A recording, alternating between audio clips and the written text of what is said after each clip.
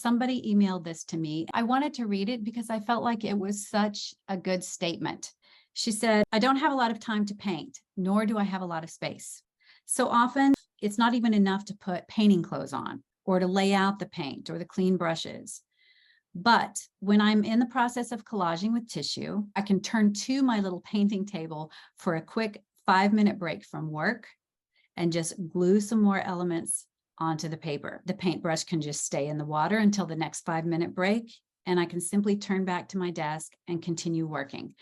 The reason I wanted to read this is because, in case some of you are like me, I used to really hear all of these artists talk about you got to show up every day and you got to spend time in that studio. If you're lucky enough to be a full-time artist, that really is crucial. But that was not the case for me. You know, as I told you, my daughter was sick for years. There were many days that all I could do was 5 minutes. But many times I didn't, because I told myself it wasn't worth it. Now I realize, and this is why I don't think I'll ever have a studio outside of my home. I am such a 5-minute painter or a 15-minute painter.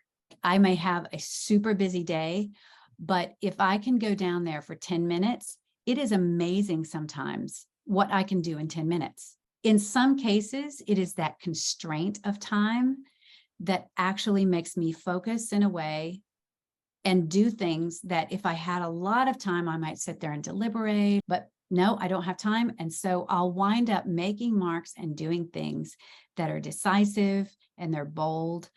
And in some cases, I have actually gone down to a painting that I thought was a little ways away from me being happy enough with it to call it done.